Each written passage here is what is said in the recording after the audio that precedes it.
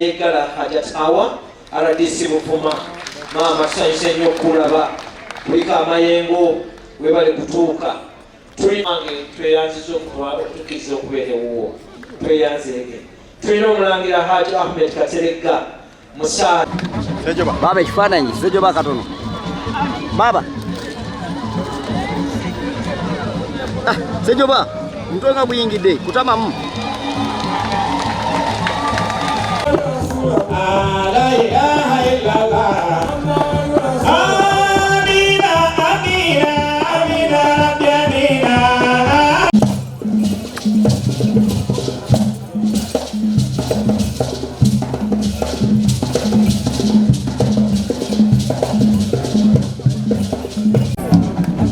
baba ekifaananyi kisejoba katono baba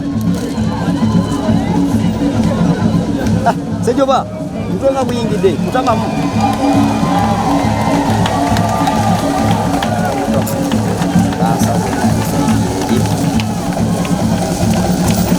sanyuse nnyo nnyini ddala ssebo w'ekitiibwa pulezidenti ow'eggwanga lino Uganda tusanyuse nnyo okulaba ssebo weebale yogayuga otukoze bulungi nnyo ow'ekitiibwa pulezidenti lino ly'ettaka lino ly'ettaka tukwaniriza nnyo nnyo nnyo nnyo nnyo nnyo sinnawulira basanyuse bulungi bannange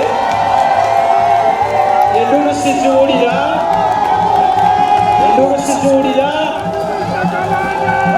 tumwanirize atakoma okujjukira nti abataka gye bali wabula ate n'abawa n'ekifo twegazanyiza mu bbeera lewogane bulungi twanirize ekitiibwa pulezidenti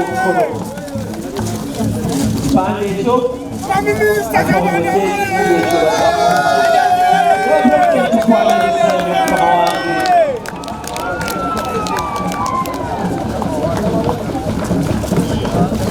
ekyo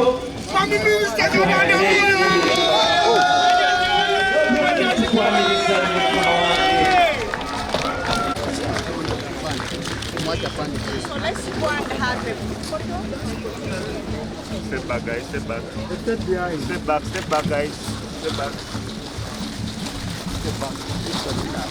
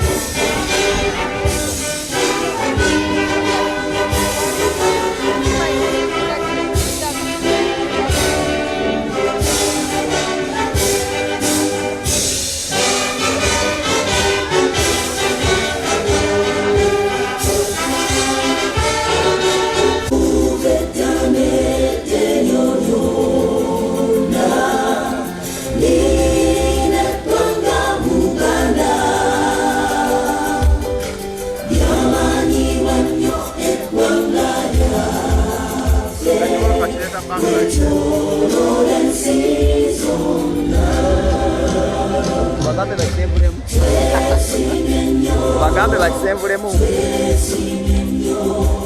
jagola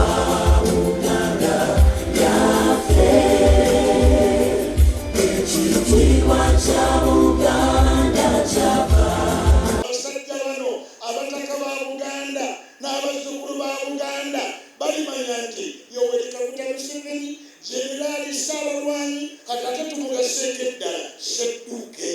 Wano Sedduke y'empagi ennene ekwata byonna okutte byonna. Katonda akutuwangaalize akuwa emyaka giri gy'oyagala ate bw'amala ajjukire abaana b'abaana bo ajjukire n'ezzadde erijja.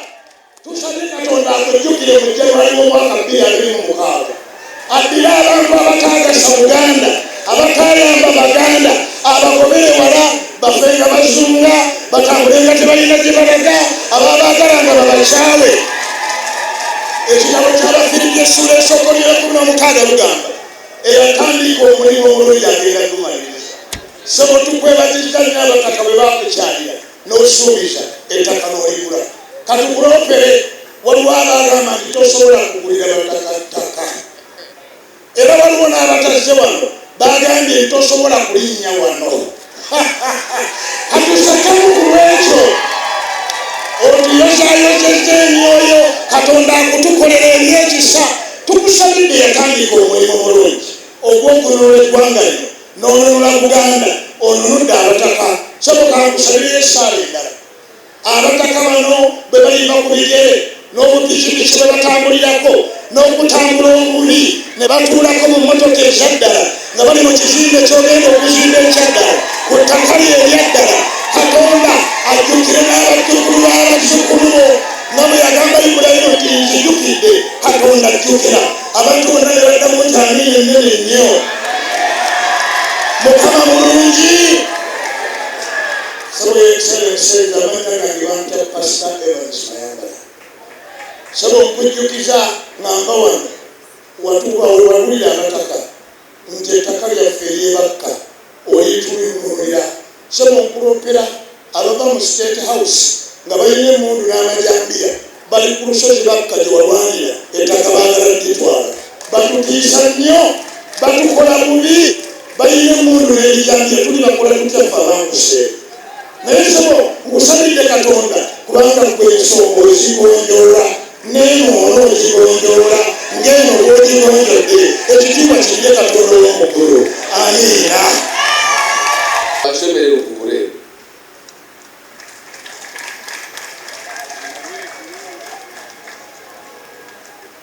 We want to thank you for standing with us right from the beginning. And now we are praying for this moment that you have come to us. Twebaza Katonda atuwadde omusajja ono His Excellency Yoweri Kaguta Museveni mwenga muddamu nti amiina. Tumwebaza okutandika naffe. Amiina. Tumwebaza okuyimirira naffe. Tumwebaza okuwagira abataka. Tumwebaza okuyingira ensiko n'abataka. Tumwebaza okutambula n'abataka nga bamuwa kasooli waabwe ne muwogo waabwe. Tumwebaza okubajjukira n'ayimirira nabo. Tumwebaza okussa ettafaali ku Buganda. Tumwebaza okukuuma empagi za Buganda Ssemasonga. Tumwebaza okukuuma Namulondo. Oyo singa takuuma Namulondo ani ayinza okugikuuma? Bw'atakuuma Kabaka ani ayinza okumukuuma? Nyweza amiina nga y'amaanyi kubanga Kabaka akuuma oyo. Yamweyimirira okumukuuma. Tumwebaza okumukuuma. Twebaza okukuuma eggwanga lyaffe. Twebaza Katonda akuwadde amaanyi n'akuwa obuvumu n'otukuuma ate n'oyimirira mu kuteerawo ekifo kino. Twebaza Katonda akuwadde amaanyi n'abataka ne babe nga balina kye boogerwako. Katonda ono Namugereka eyakugabira olubereberye tumusaba akukuume era akwongere buli kirungi ky'olowoozaako buli kye wali oyagadde. Akugondeza abatakwagala nga mpulira bangi, akugondeza abakuwalana nga mpulira bangi, akugondeza abeewaga nga mpulira bangi. Nga bwe yakugondeza oluberebere tutambula naawe ne tukusabira essaala Katonda akuwangaaze akuttire ku bukulembeze ffe twagisaba temwaliwo. Ne tugamba nti Katonda awangaazeyo ne Kaguta Museveni amuwangalize ku bukulembeze bwaffe. Kyekiseera tukusaba Mukama wange Pulezidenti Katonda nga akuwangaazizza otukolere tanaba kulabako. Mpulira bulungi ng'eriyo bazzukulu b'abataka bano Mukama wange abaakola ebyekyejo n'obaggalira olw'ekyejo nga tebayinza na kwetonda. Mukama wange nkusaba okkiriza obakwatirwe ekisa abaana abo bate baana bakyejo obatuddire tuddemu tubawumbewumbe nti temuleekaana nga temulabanga mukulu Mukama ngeri efaanana bwetu. Rabbana Katonda waffe saasira omukulembeze waffe alaika tawakkaluna tukwesiga ya Rabbi wa alaika anabuna tuyimirira naawe kubanga gwe waffe wa ilaika almasiru kiki ekiyinza okulema otumalira. Rabbana lima anzalta ilayya Rabbana lima anzalta ilayna min khairi fakir. Tusaba Katonda mu kiseera kyakusigazza ng'okyatukuuma bweba okyalina yakalungi ng'okyagaba gwomugabyagaba bwatyo otuwongere otuwali atujjako. Agamba Katonda aliuni astajibu lakum munsabe mbanukule washukuruni wala takfuruna munnebaze nja kubongera. Mukama wange twebaza Katonda byakukoledde ate nawe ne tukwebaza okutukolera oyo akuwadde akwongere obuwangaazi olabe ku baana abalongoofu. Abaana mu baana b'olina atakutegeera bulungi nga tatambulanga bw'otambula amukugondeze atambule nga bw'otambula kubanga twakwagala musajja gwe His Excellency. N'abaana b'olina Katonda bafuula abalungi tubaagale nga bwe twakwagala. Rabbana atina fi dunya hasana wa fil akhirati hasana. Ayi Allah tukusaba eggulu lino liryo gwe wassaamu oli n'omutuwa nga bwe wawa Musa abaana ba Isirayiri byatukozemu. Allah tukusaba obimalirize.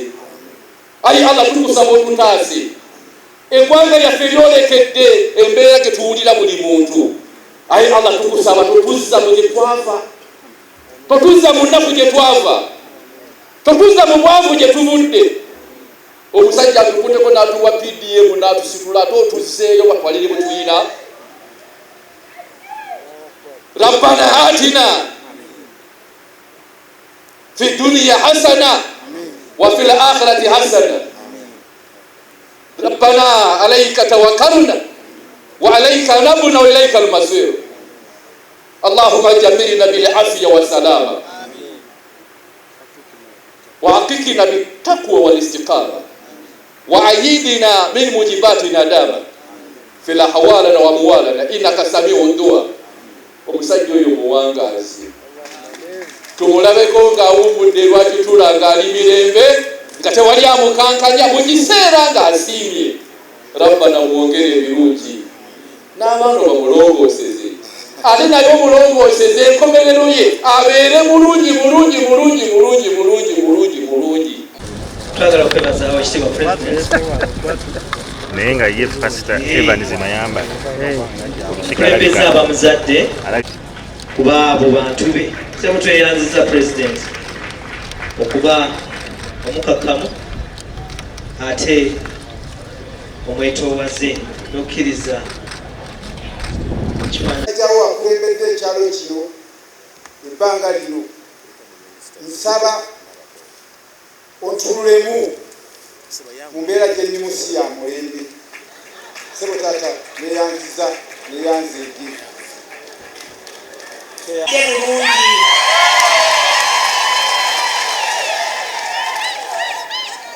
Sebo Pulezidenti kusanyuse nnyo okulaba wano tekibadde kyangu naye Mukama tumwebaza Mukama yeebazibwe Mukama atenderezebwe Mukama alina obuyinza Mukama alina ekitiibwa Mukama kalemwa kyonna kyasobola okukola tumwebaza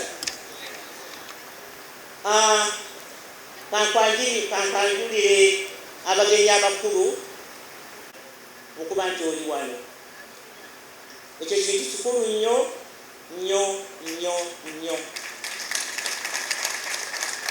Wekitiibwa Pulezidenti byonna bye wakola toteekwa kwejjusa n'eddakiika n'emu kubanga bye wakola bigenda kujjukirwa abaana n'abazzukulu ab'eddawo era nange Wekitiibwa Pulezidenti kyenakola sigenda kukyejjusa era sikejjusangako wabula ntendereza butendereza Katonda alina amaanyi Katonda asobola buli kintu Pulezidenti waffe omulungi tukusaba Katonda ayiza byonna akuwa akaseera akalungi konoomala wano ng'oli wamu n'abataka ng'oli wamu n'abalangira aba Buganda waba omanyise bo Pulezidenti nti abalangira omuva Kabaka abataka ffenna mwe tuva gy'emisingi ebiri emikulu egikola Obuganda bonna bali wano bazze okwaniriza kyakitiibwa nnyo tukwebaza Pulezidenti tokoowa toweetamwa tonyiiga toyomba towalana Mukama akuwa omukisa Wekitiibwa Pulezidenti tukusabira Katonda akwongere emikisa mu byonna by'ogenda okukola mu maaso awo tusaba Katonda akufukeeko amafuta ag'omukisa osobole okuyita mu ebyo byonna ebyandigadde bikusoomooza kubanga Katonda gweweesiga Katonda mulamu era Katonda gy'ali n'obugambo obwo kanfune kansabe olwokuba tumanyi Pulezidenti alina puroguramu mpanvu nnyo kampite omulangira akulira abalangira sebo jangu oyogere eri Pulezidenti omwajulire ojja kumwajulira abakulu bwe mutambuza essiga lino ekkulu ery'abalangira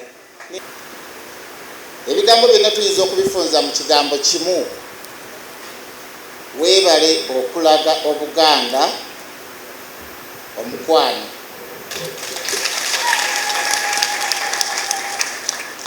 Pulezidenti Buganda ekolebwa amasiga 3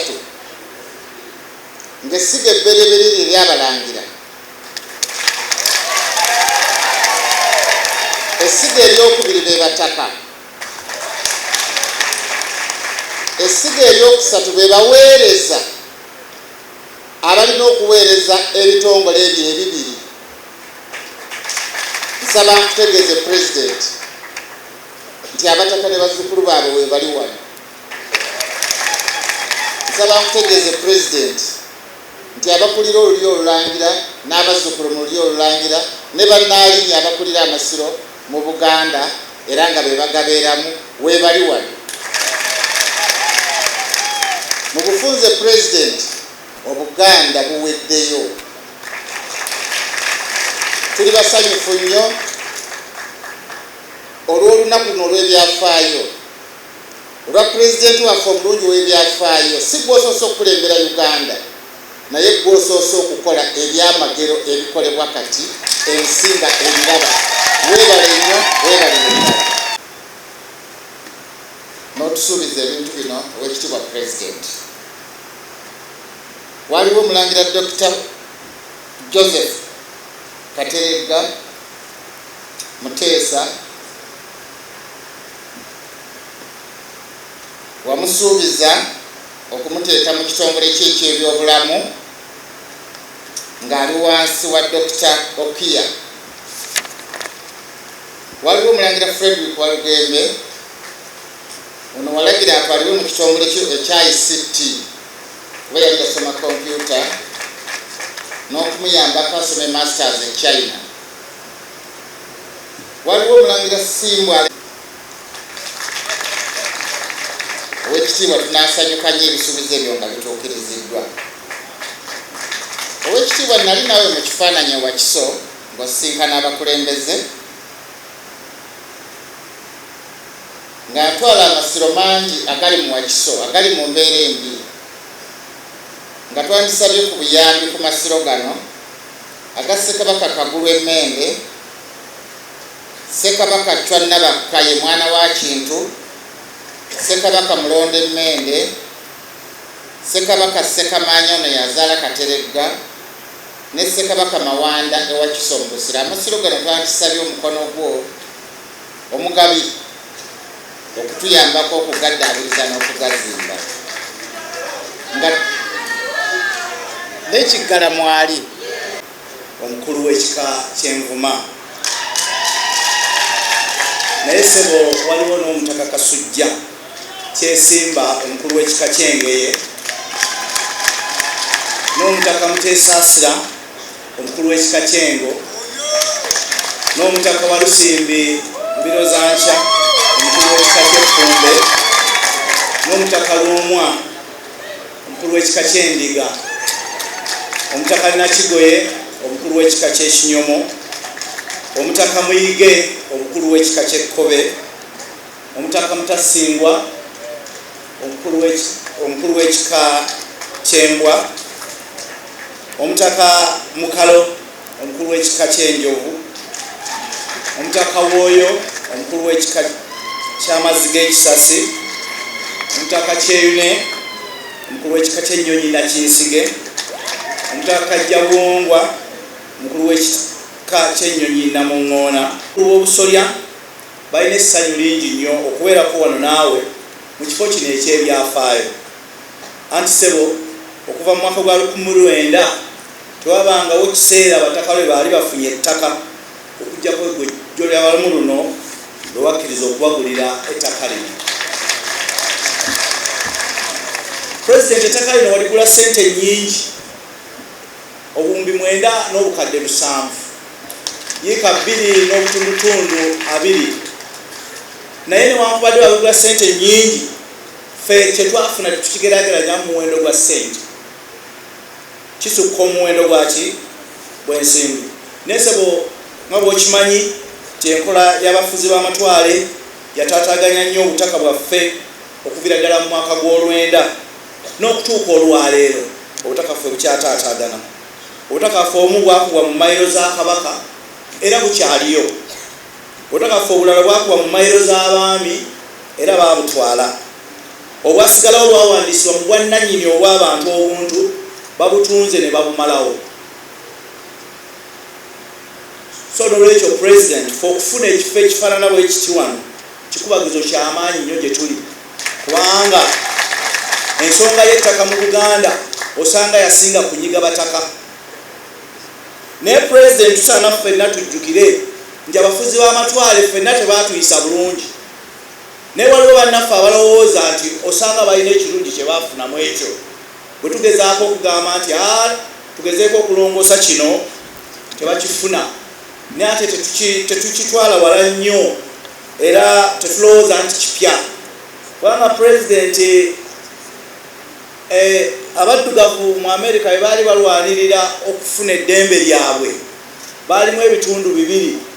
Waliwo bali abaakolanga mu masamba abaafunanga ne ssente entono, waliwo n'abaana abaakoleranga Abazungu nga bambala n'ettaayi bali ne ku migaati gya bbata basula ne mu nnyumba nnungiko. Abo abaali basula obulungiko abaali obulungiko bo balowooza nti baali banjawulo, naye ng'ate bonna baali baki? Baali baddugavu. Olutalo ne luyingiramu bali abaakolanga mu masamba. Abaakolanga mu masamba bwe baateesanga kye bagenda okukola, bano abali emigaati gya bbata abasiba ettaayi ng'ate bagamba Abazungu nti bano bagenda kukola bwe bati. Okumala ebbanga ddene ne balemererwa okufuna kye baali baagala eddembe lyabwe ery'abaddugavu. Naye omusajja Malcolm X eyavaayo n'abagamba nti mmwe ffenna tuli baki?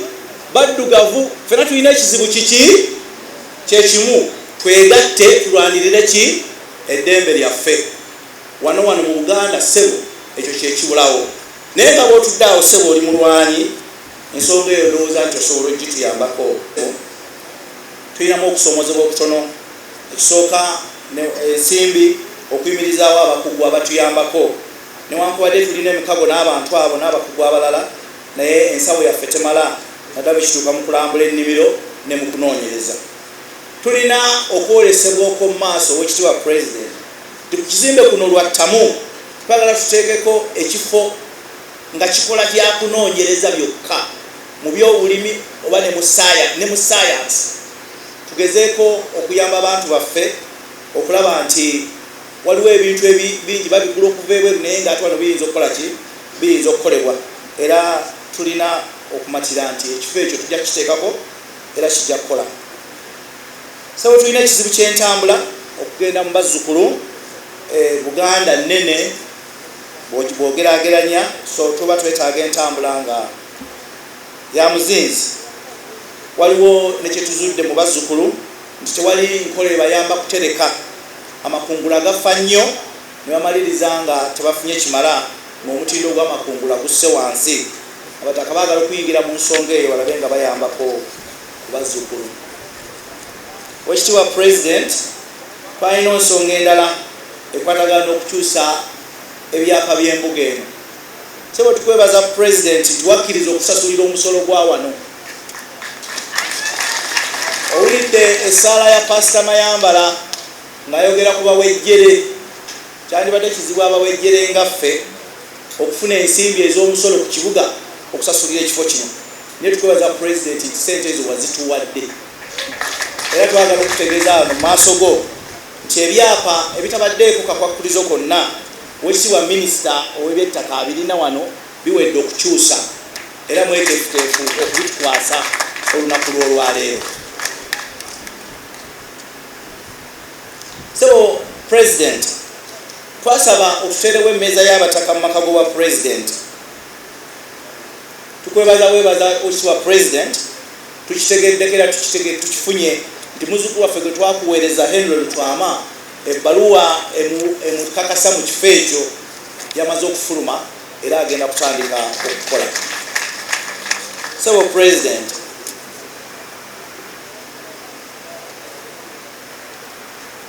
ekisigaddeyo kukwebaza oba kwebaza sebo wakati wano mu bantu bano abali wano abakuŋŋaanya abangi naye ne sebo mu maaso go wano twagala okwebaza Oweekitiibwa Joyce Bosa Ssebuggwawo ekitiibwa Nabbosa ayimirirako president akumanyi nasobola okwogera okukulawo sebo olw'okulafubanira ensonga z'abataka naye ate nga azira kufubanira mu bwesimbu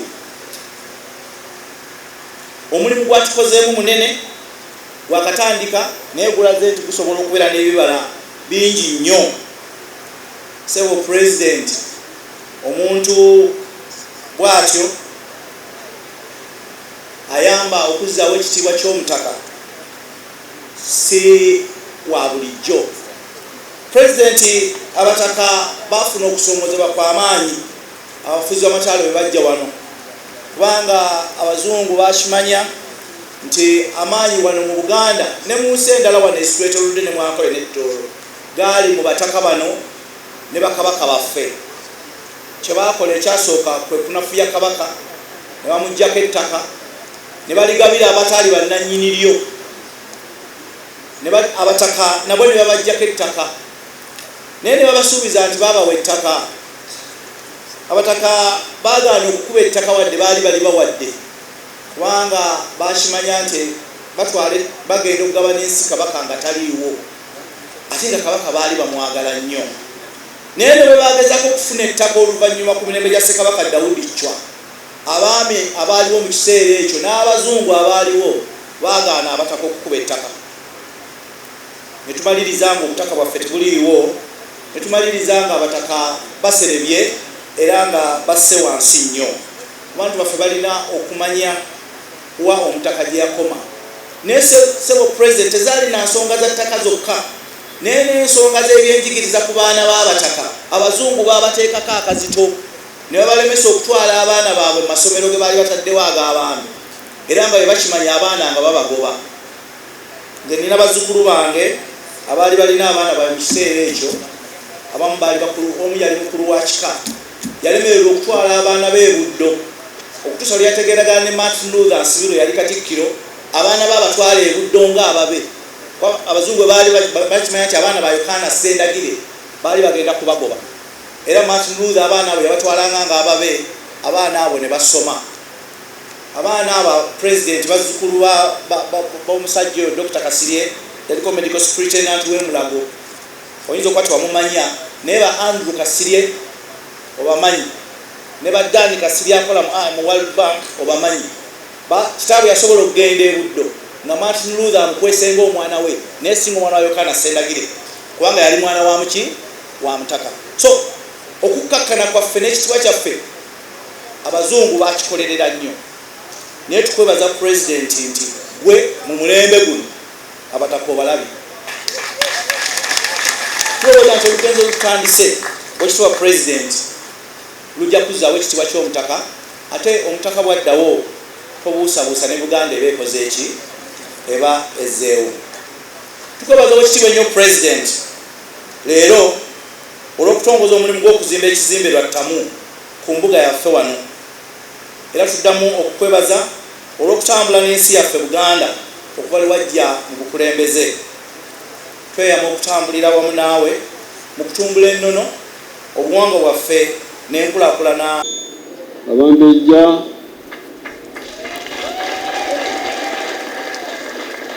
abataka n'abazzukulu b'abataka mwenna abali wano,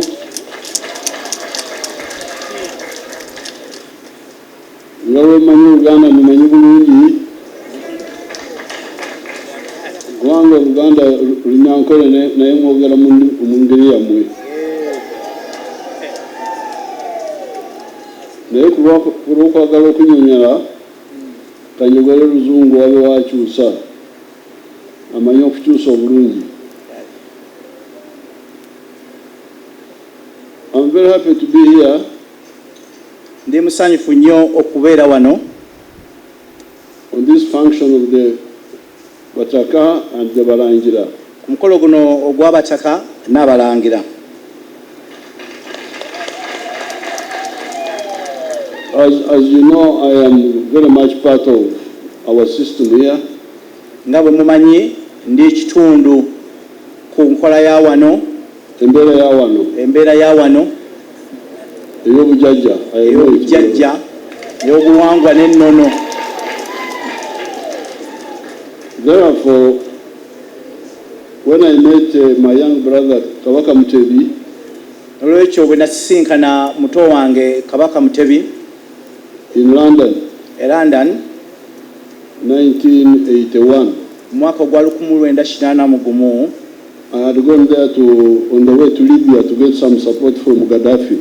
Nali mpitiddeyo nga ngende Libya okunoonya obuwagizi okuva ewakano Muammar Gaddafi. Then I went to see our chairman, Professor Lule, whom had made our chairman. Nengenda okulaba gwe twali tufudde ssentebe waffe mu kiseera ekyo, Professor Yusuf Lule. Then I met there Prince Mutebi. Nensinkana Omulangira Mutebi. Then we met separately. Netusinkana ffekka. I told him, I said, I don't see, because you remember there was, at that time, in Africa, there was a conflict between the new forces of democracy and nationalism and tradition. Kubanga mujjukira mu kiseera ekyo waaliwo obutakwatagana wakati w'endowooza empya ezaali zizze eza democracy naye ate nabali abaali bakkiririza mu buwangwa n'ennono. Republicanism versus monarchy. Nabali abaali bakkiririza mu kukola amawanga ate n'obwakabaka. Republicanism enfuna etalina obukulembeze obwensikirano. Amawanga nga temuli bukulembeze bwa nsikirano. But I told my young brother Prince Mutebi that I didn't see any problem really. naye nanyonyola muto wange Kabaka Mutebi nti nali siraba mutawana gwonna awo. That if we are clear, bwe tubanga tuli beerufu, things to be done are known, nga n'ebyokukola tubimanyi, and we can know who can do what. era nga tumanyi ani akola kiki. The new forces can do certain things, ab'endowooza empya basobola okukola ebintu ebimu, and then the traditional can also do other things. ate n'ab'obuwangwa nabo basobola okukola ebirala. That's what I told him. Ekyo kye namunnyonnyola. And when we came, bwe twajja, there was a lot of controversy, waliwo okubagana empawa kungi n'obutakkaanya bungi, waliwo empaka. n'empaka. But I said, when I called the Army Council in Gulu, naye bwe nayita olukiiko lw'amagye eggulu, I said, no, I don't see any problem with these old institutions. ne bagamba nti nze siraba buzibu na nfuga ebaddewo ey'obuwangwa n'ennono. Entegeka ey'obuwangwa, entegeka ey'obuwangwa. When you say nfuga, that's different. Yeah. Omusajja alowooza nti simanyi Luganda. Yes. So in the Army Council in Gulu, I made them I explained to them that I didn't see any incompatibility. Nannyonnyola olukiiko lw'amagye nti nali siraba ngeri bintu ebyo gye byali biyinza gaana kukwatagana. If we have the Enimbi, each one has got a Rubimbi, this is the Rubimbi, this is mine, this is yours. Buli omu bw'abanga amanyi ekkatala lye, ti lino lye lyange, lino lye lyono. That's how the Army Council agreed. Y'engeri eyo olukiiko lw'amagye gye lwakkiriza. Now, all that time, what the people who have spoken here said was true. Ebintu byonna abantu abayimiridde wano ne boogera, bonna bye badde boogera byonna bituufu. Because first, when we were fighting against Amin, kuba mu kusooka bwe twali tulwanyisa Amini, against Obote, n'Obote, the Bataka were with us. abataka baali naffe. Many. Bangi ddala. The Bataka, the big ones and the small ones, were all with us. Ab'emitendera gyonna, aba waggulu n'aba wansi. Like in my area there, you will get people like Kezelon Sonko. Bwe nali mu kitundu eyo gye nali nga waliyo nga Bakeziron Sonko. These were our big supporters. Bano baali bawagizi baffe lukulwe. The Balangira. N'abalangira. And the Bambeja. N'abambejja. Before I went to the bush, I went to see our mother who was at Nakulavye. Nga sinagenda mu nsiko, nagenda okulaba maama waffe yabeeranga e Nakulabye. Mumbeja, oli Mumbeja yali eyo e Nakulabye. Waliwo Omumbejja yabeeranga e Nakulabye. Omumbejja nalinnya Ndagire. Ndagire. I went to see Mzee Badru Kakungulu. Yagenda n'alaba n'omulangira Badru Kakungulu ekibuli. And in the bush we had all this support of all these people. Era mu nsiko twalina obuwagizi bw'abantu bano bonna. Now, before that, we knew the history also of the endagaano y'Olwenda. We knew the story of naye manyi n'ebyafaayo by'endagaano y'Olwenda. It's very clear that the Bataka were excluded from that. Yakiraga lwatu nti abataka baaboolebwa mu ndagaano eyo. Where they were distributing land to people who had supported the Bazungu. Yali egabanya ettaka eri abantu abaali bawagidde abazungu nga bajja ku. The Bakopi were given big chunks of land. Abakopi baaweebwa ettaka ddene nnyo. And ettaka okuli abantu. Ate nga lyaliko n'abantu. It was not empty land. Kuba teryali lyereere. So that's how this issue was created. Ettaka ne gye tulaba n'olwaleero.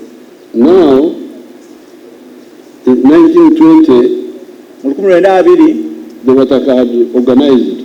abataka baali beeteeseteese What they called the Batakabu, omugendo gwe baayitanga batakabbu. fighting. It was mixed. It was partly saying we didn't get a share. Yali yakintabuli kuba ku mukono ogumu yali egamba nti tetwafuna mugabo gwaffe. And now you had the Wakopi, there was crying. Ate nga ku mukono ogumu kwaliko abaali bafuuse abasenze ku ttaka nabo nga bawanjaga. That the landlords were taking too much busuru from them. Nti abaali batutte ettaka baali babajjako busuulu mungi nnyo. So the governor, 1924, Governor Mitchell, mu 1924 appointed a commission of inquiry. yalonda akakiiko akabuuliriza. Now that Kachiko reported in 1927. Akakiiko ako kazza amawulire mu 1927. And they said now they didn't address the issue of the Bataka at all. Naye ensonga y'abataka yo tebagikwatirako ddala, tebagyogerako n'akatono.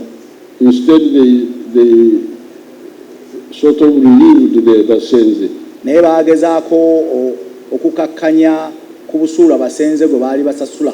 That's how they made the 1928 Busuru and Bujolo.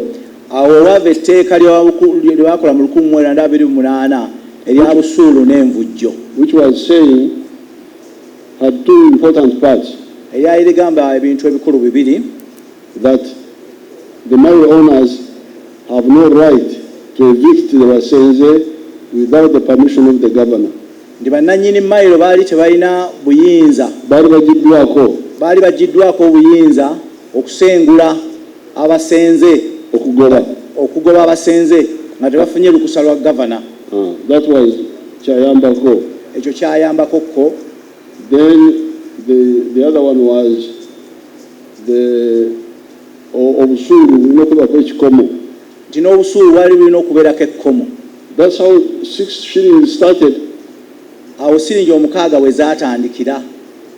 That the Musenze, whatever the size of the kibanja, would pay only 6 shillings, not more.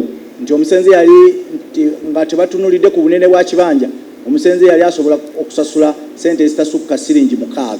But the issue of the Bataka was not addressed. Naye ekyabataka kyo tekyakwatibwako. Now, when we came and we restored the kingdom, wetwazzaawo enfuga y'abafuzi ab'ensikirano, we should have discussed all these issues. Ezo zonna ensonga twali tulina okuzoogerako. But sometimes people don't discuss, they just do this, do that. Naye oluusi abantu abamu tebaagala kukubaganya birowoozo oba nakwogerezeganya, basalawo okukola mu ngeri yaabwe. So, and of course, I'm busy with many things. Naye ate nange nina ebintu bingi ebintunuulidde. To stabilize the country, okutereeza n'okutebenkeza eggwanga, deal with the economy, okuzimba ebyenfuna. Now, but recently, when I want to thank, the sisters are very important people. Njagala okwebaza abantu abamu, mumanyi nti bannyinaze bantu bakulu nnyo.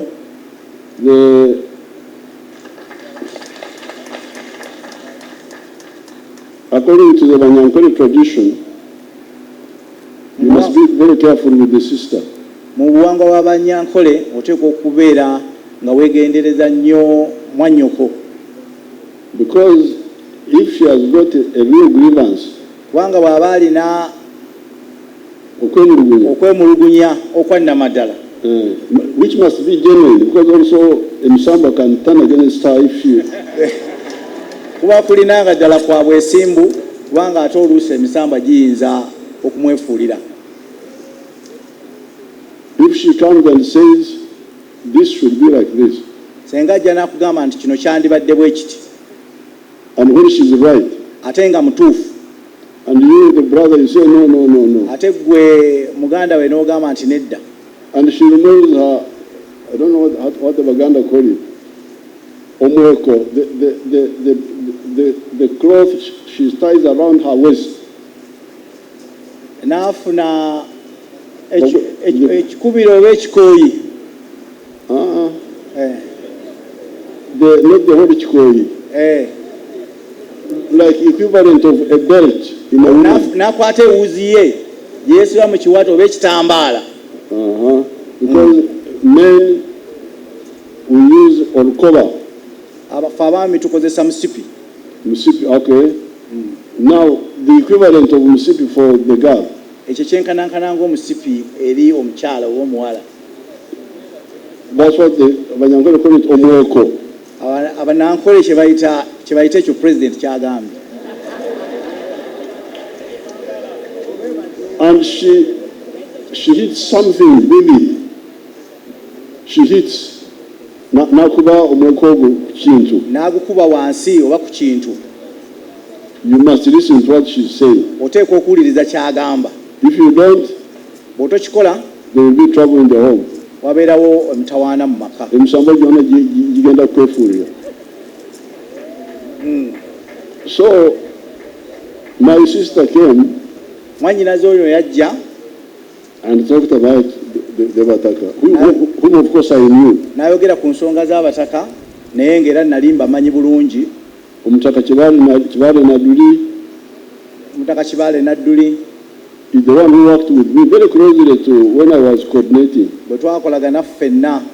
To bring back the Kabaka. Okukomyawo obwakabaka. Those people are talking about Namuguzi.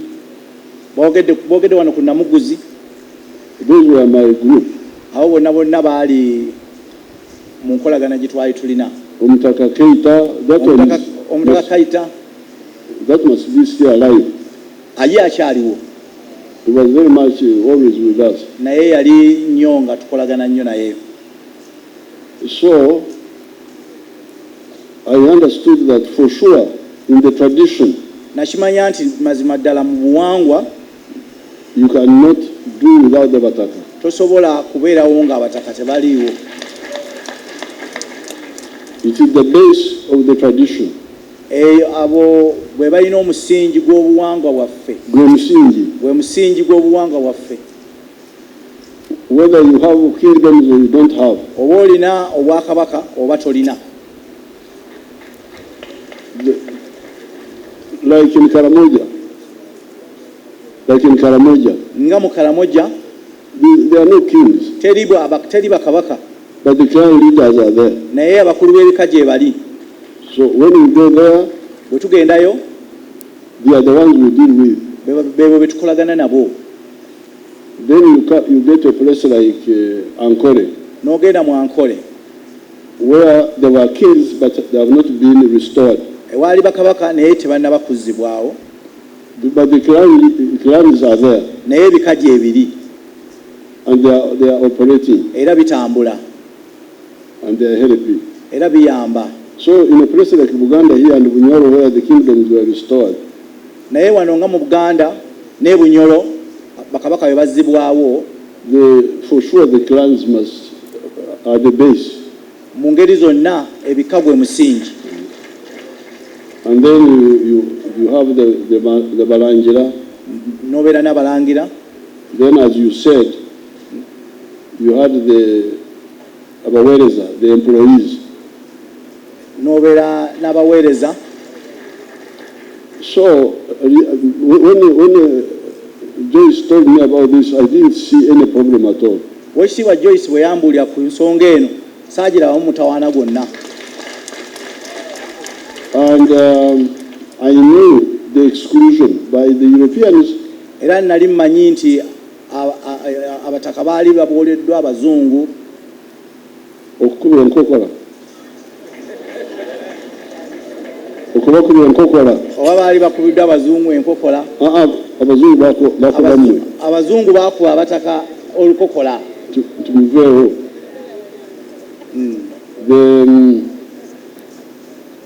so it was my pleasure to support this little effort of kwali kusima gwange okuwagira kino mu butono bwakyo kyali ssanyu lyange. lyali ssanyu lyo.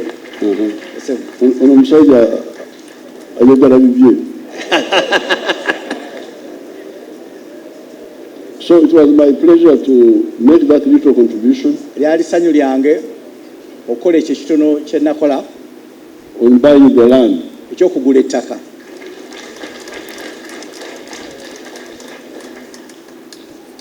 Because those clans, kubanga ebika, if they are really well used, senga bikozesebwa bulungi, they will create more unity even in Uganda.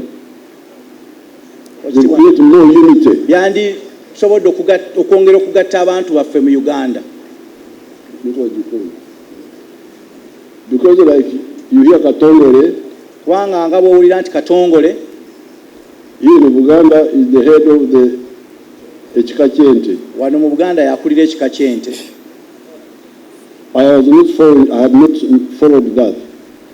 I had not followed that before I came to fight here. Ekyo sinali sikigoberera nnyo okutuusa lwe najja okulwana. But when I came, they told me to ebika. I started telling me. Naye we najja batandika okumbuulira ku bika. Then I came to learn of the ekika ky'ente. Ne ndyoka mmanya ku kika ky'ente. And I said, beddira ki? Nti beddira ki? Ne mbuuza nti beddira ki? They told me beddira ente lubombwe. Bangamba nti beddira ente lubombwe. But lubombwe is Banyankole, they call it ngoobe. Naye ente eyo gye bayita emboobe mu Lunyankole. So I could see now this was the same clan like our clans. Awo nalaba nti kyali kyekika kyekimu n'ekika ekyaffe. That's how we linked up, and then I am now omukulu w'omutuba in that kika. Awo twajja okukwatagana era ne nfuuka omukulu w'omutuba mu kika ky'ente. They came with a big delegation. Kubanga Katongole yajja n'abantu bangi. And planted emituba ebiri in my compound. Ne bansimbira emituba ebiri mu luggya lwange. Because they said I was owente akoze ekyenjawulo. Kubanga bangamba nti nali owente ng'ate nkoze ekyenjawulo. So, and even when you go to the north, you will find the same groups. Naye ne bw'ogenda mu mambuka g'eggwanga era osangayo abantu be bamu. The same totems. Osangayo ebika bye bimu n'emiziro gye gimu. So, if it is used by people abatalina mululu, manyi waba bayingira mu bintu bino n'omululu, banoonya kyonna banoonya kiri. Naye senga bikozesebwa bulungi n'abantu abeesimbu nga tebalina mululu, nga tebalina byabwe bye beenoonyeza. It's very good, very good. Bibeera birungi nnyo. Because the strength of the African race, wanga amaanyi g'abantu abaddugavu Abafirika, especially the ones of this part of the world, naddala mu kitundu kino ekyensi, part of it is culture, amaanyi agamu nnono, but also genetics, naye n'obuzaale. Obuzaale.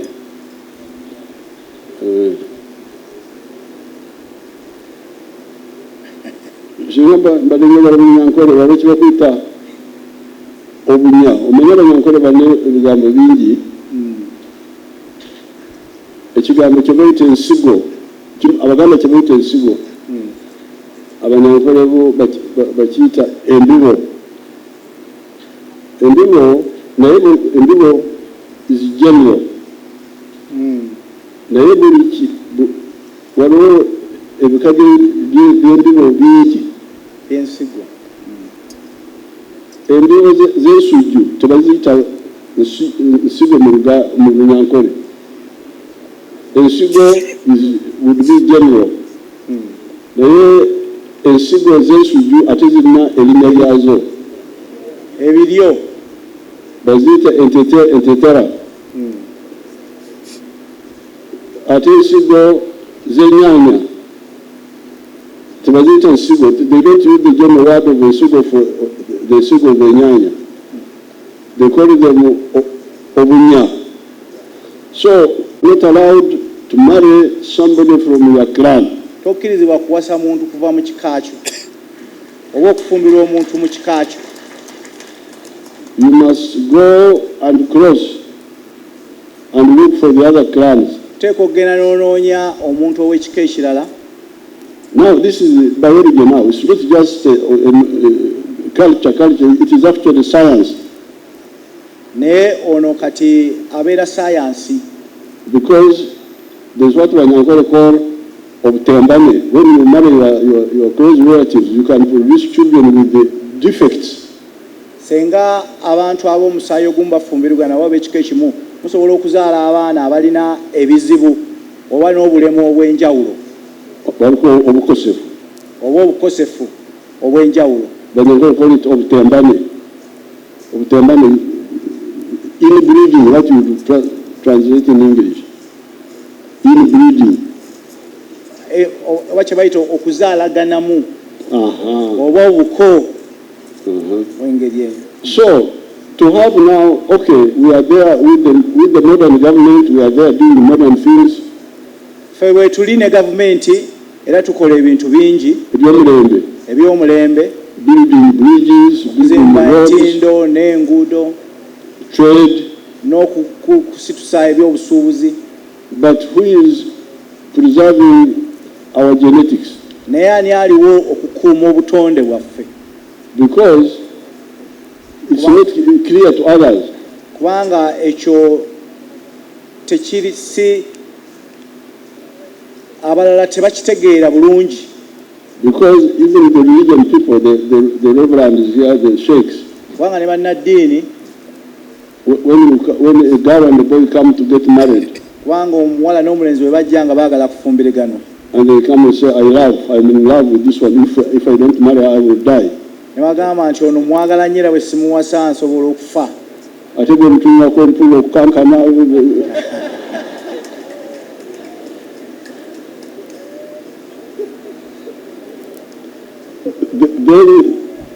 I don't know whether they take the trouble to say Wediachi. Simanyi baba batwala omutawaana okubuuza abaagala naabo kye beddira. I don't know. I have not really checked. Simanyi, sinaba kukyetegereza. Because we should work with the religions, the traditional, we should now work with the religious groups to say, please, when it comes to, if we want to kuma don't allow inbreeding. Kuba bwe tuba twagala okukuuma obutonde bwaffe tulina okukolagana ne bannaddiini, fe ab'ebyobuwangwa tulina okukolagana ne bannaddiini okulaba nti wabeerawo ngeri bakika kimu gye beezaalamu olw'okukuuma obutonde bwaffe.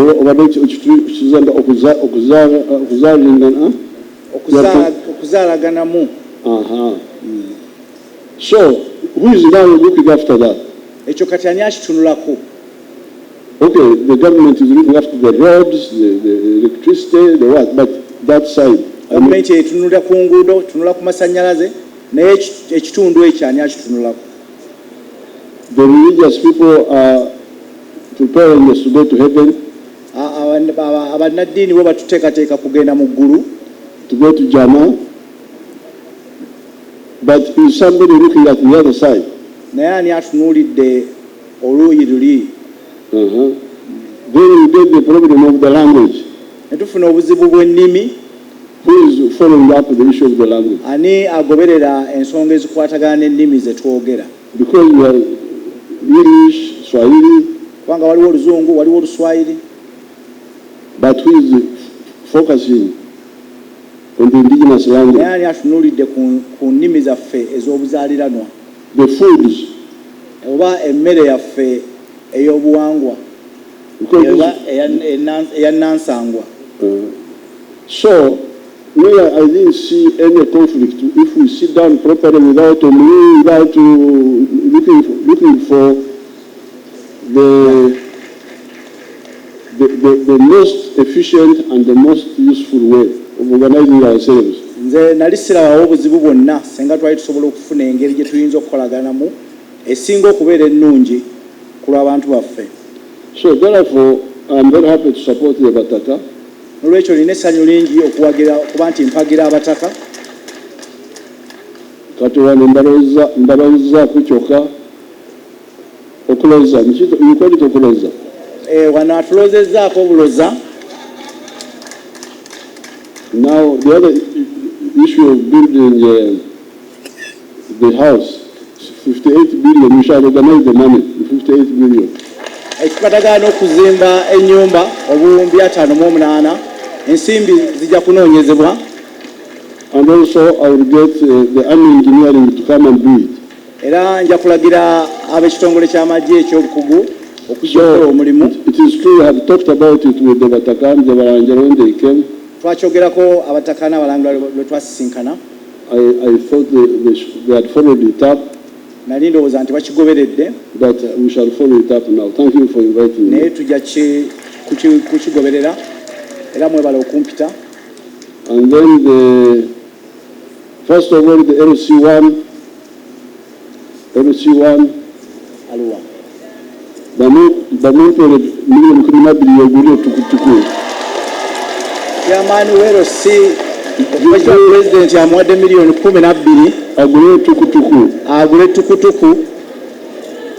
Give him 12 million shillings that month. Now there was the circle.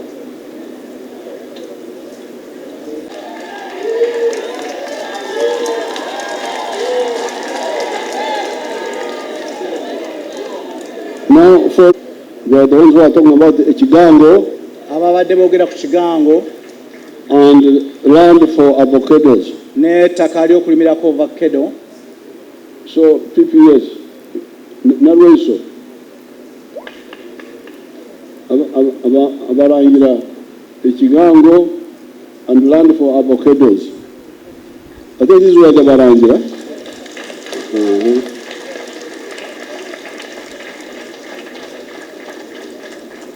No, they had a circle. They had their circle of the Barangira. I would like to put 100 million in that one. Abalangira President abateereddemu obukadde bw'ensimbi 10 mu kittavu kyabwe. Then there are small things which you can handle now. There is the retreat of the waliwo ebintu ebitono byetuyinza okukwatako kakati olusirika lw'abalangira oba bambejja n'abambejja bambejja n'abalangira President milioni 22 bazibampeere kati ezo sente owekitiibwa President naz'abalangira azibawadde 22 million 22 obukadde bw'ensimbi 22. One day, we can do them quickly. Those are small things we can do them quickly. Ebintu bitono tuyinza obikola mu bwangu. Now, for the Masiro in Wakiso, I would have to send a team. Naroiso. Nsonga y'amasiro mu Wakiso, I would have to send an engineering team. Nja kubasindikira ekibinja ky'abakugu. Then they come bajje and assess the work. Balabe omulimu kye gwetaagisa. Then we shall plan. Tuteeketeeke.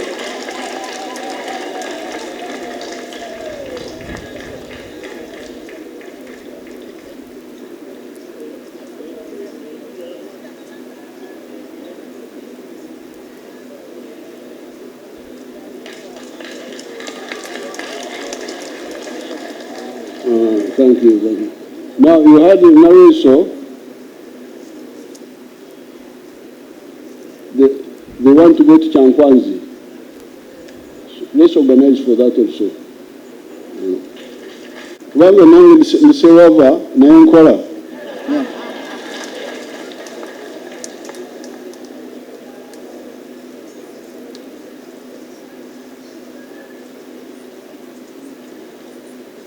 Now, then there was Nabakova, the Balangira here have land in Bugangezi, in the former lost counties, Kagadi, Chivo, that area. They want us to compensate them so that they use the land to do other things. What I would advise,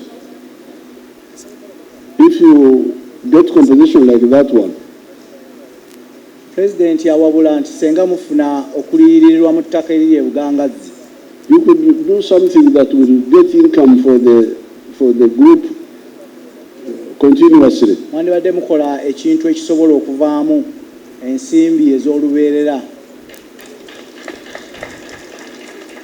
like a building for renting, oba ekizimbe eky'okupangisa,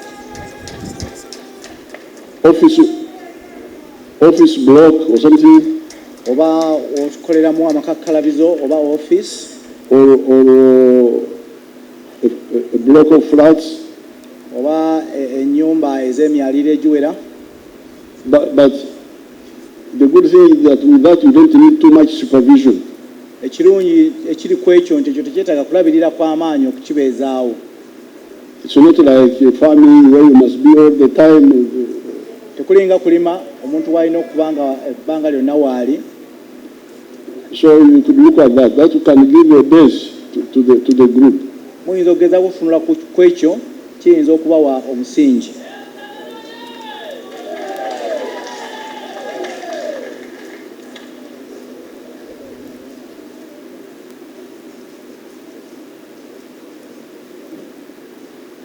Now, the Batak also talked of transport. I will have to discuss with Joyce to see what we do. I can give you a vehicle now immediately for group transport. Abatakaayogedde ku nsonga y'entambula. Okisobola President agambye nti ajja kulaba Oweekitiibwa Joyce bakuŋŋanye ebirowoozo. We can the group, that's no problem. Then we shall discuss other things. Naye agambye nti y'entambula eyawamu ayinza ogikolako kaakati, ebirala asobola okubikubaganyako ebirowoozo oluvannyuma. Now, finally, PPS, there are some educated young Balangira. There is one who is a medical doctor. That is very easy to deploy. In my unit, you can come and work there. State House unit. Waliwo abalangira bano. There is another one of ICT. Omu omusawo. There is the man from Kawempe. Waliwo omwami ave Kawempe. Omusajja nani? Come and tell them so that they capture your information.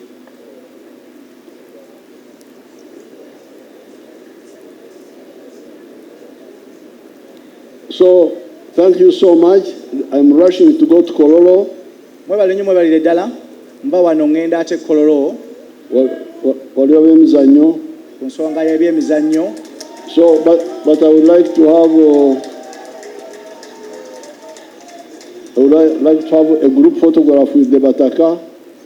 President akkiriza okufuna ekifaananyi n'abataka. And then also the Balangira. N'abalangira. I've already had with the religious leaders. Abakulu b'eddiini bo yabamaliriza. So thank you so much. Katonda ababeere. Mwebalire ddala Mukama abakuume. We can have the anthems and then after we have the pictures. Kikyantaasa ennaku z'omwezi 6 ogwokuna bwe twakuba kakiri bageza okutuzingira ne bali omwaka.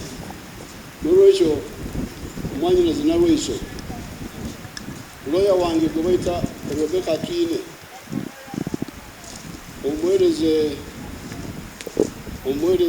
omusindikira agende n'abantu bakwategere na bano ebiri mu makubo okwekenenya ekigambo ekyo olw'omuwala gwe bayita Rebecca Twine nakamuleeta.